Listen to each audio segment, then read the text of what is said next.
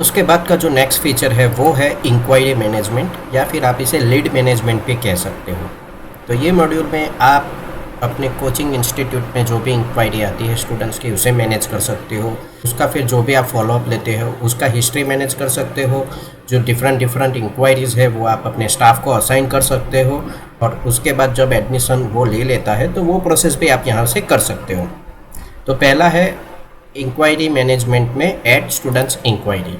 तो यहाँ पे स्टूडेंट्स का जो भी इंक्वायरी है उसका डिटेल सबमिट करना है। तो स्टूडेंट्स का जो, और यहाँ पे जो रेड मार्क है वो कंपलसरी फील्ड है, तो यहाँ पे आपको स्टूडेंट्स का इंफॉर्मेशन सबमिट करना है।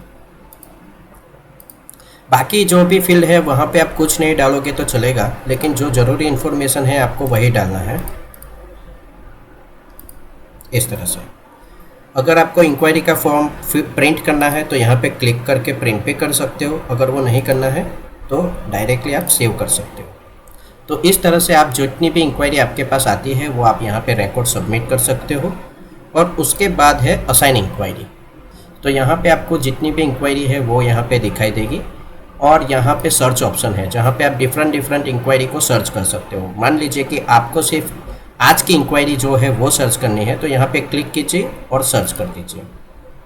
तो ये जो इंक्वायरी है वो आज की इंक्वायरी है। आप यहाँ पे क्लिक करोगे और जो भी स्टाफ को आप असाइन करना चाहते हो ये इंक्वायरी, वो यहाँ से सिलेक्ट कर सकते हो। फॉर एग्जांपल ये एक अमित कुमार करके स्टाफ है, उनको आप ये इंक्वायरी असाइन करना चाहते हो। सिलेक्टेड इंक्वायरी और ऑल इंक्वायरी।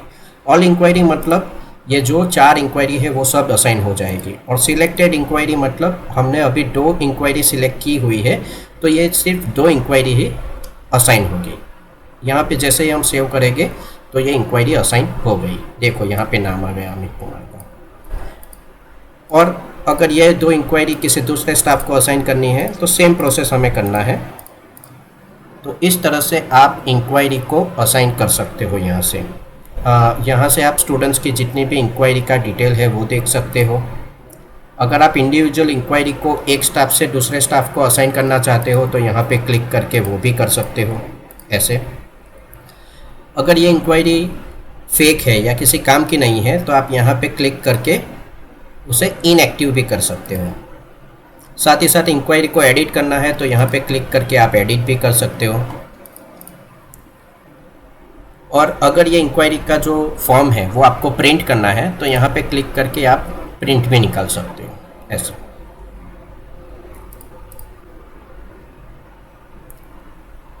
उसके बाद है मैनेज इंक्वायरी।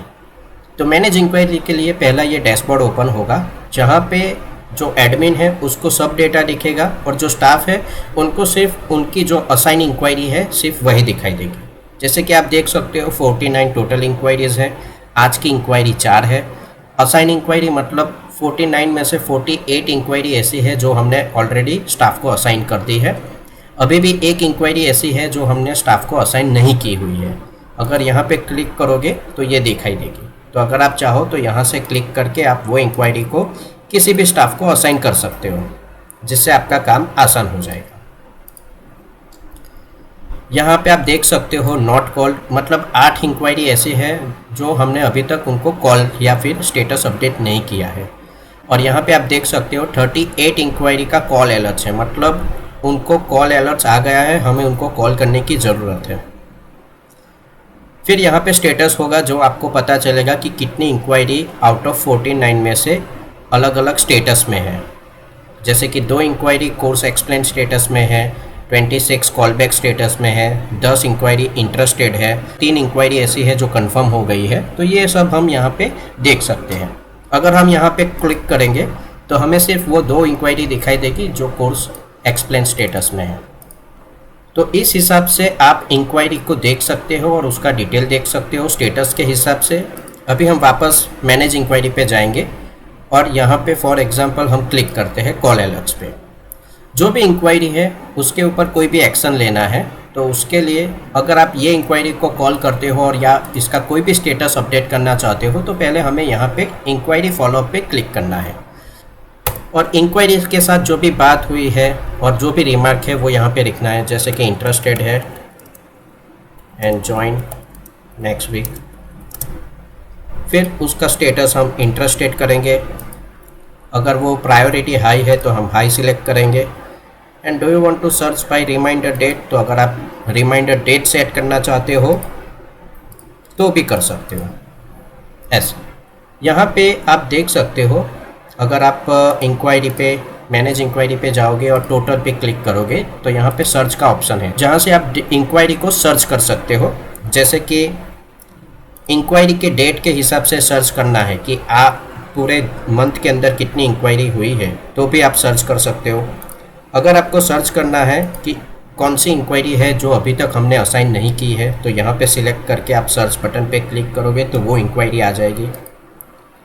अगर आप फॉलोअप डेट के हिसाब से सर्च करना चाहते हो कि कितनी इंक्वायरी ऐसी है जिनको हमें ये पर्टिकुलर डेट के बिटवीन कॉल करना है, तो भी आप देख सकते हो।